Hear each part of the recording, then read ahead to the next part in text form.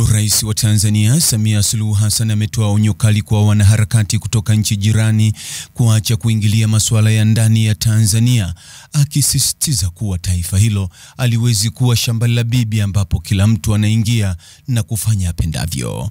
Akizungumza jijini Dar es Salaam katika uzinduzi wa toleo jipya la sera ya mambo ya nje ya mwaka 2001 toleo la 2024, Rais Samia amesema kuna mwenendo unaoibuka wa baadhi ya wanaharakati kuvuka mipaka na kuingilia masuala ya ndani ya nchi, hali ambayo haiwezi kuvumiliwa. Tusiwe shamba la bibi kwamba kila mtu anaweza kuja na kusema anachokitaka.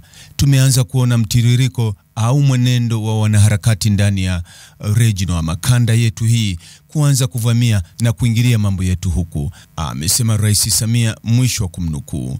Kauli hiyo inakuja siku moja baada ya wakili mashuhuri wa Kenya na aliyewahi kuwa waziri wa sheria Martha Karua pamoja na jaji mkuu wa zamani William Mutunga na wanaharakati wengine wawili kuzuiwa kuingia nchini Tanzania. Walikuwa wamewasili kushuhudia kesi ya uhaini inayomkabili kiongozi wa upinzani Tanzania Tundu Antipas Lissu ambayo imeendelea katika mahakama ya Kisutu.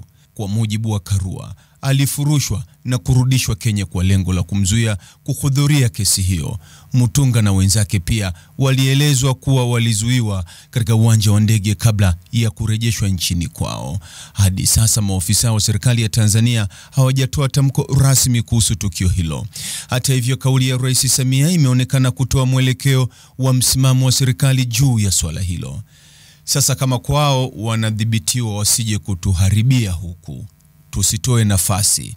Walishaharibu kwao, walishavuruga kwao. Nchi iliyobaki haijaharibika, watu wako na usalama na amani na utulivu ni hapa kwetu, aliongeza kusema Rais Samia katika hotuba yake.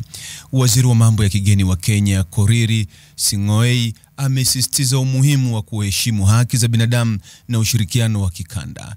Karua, anayefahamika kwa kusimama kidete kwa haki za binadamu, amewahi kumwakilisha kiongozi wa upinzani nchini Uganda Kizza Besigye katika kesi kama hizo, na amekuwa mkosoaji mkubwa wa kile anachokiita kurudi nyuma kwa demokrasia katika ukanda wa Afrika Mashariki. Katika hotuba yake, Rais Samia alisisitiza kuwa vyombo vya ulinzi na usalama pamoja na wasimamizi wa sera za nje wanapaswa kuhakikisha kuwa hakuna watovu wa nidhamu kutoka mataifa mengine wanaovuka mipaka ya Tanzania na kuingilia masuala ya kitaifa. Niombe sana vyombo vya ulinzi na usalama na nyinyi wasimamizi wa sera zetu za nje, msitoe nafasi kwa watovu wa adabu wa nchi nyingine kuja kuvuka hapa kwetu, alisisitiza Rais Samia. Kesi ya Tundu Lissu inaendelea huku mashinikizo kutoka ndani na nje ya nchi yakiongezeka, yakihusisha madai ya ukandamizaji wa haki za kiraia na kisiasa, jambo ambalo serikali ya Tanzania inakanusha. Mtazamaji, ni yapi maoni yako kuhusiana na taarifa hii? Andika maoni yako katika sehemu ya ujumbe hapo chini. Like na subscribe pia ili wewe kwanza kupata habari wa chungu tele. Hii ni Focus News. Jina langu ni Deo Kaji Makomba.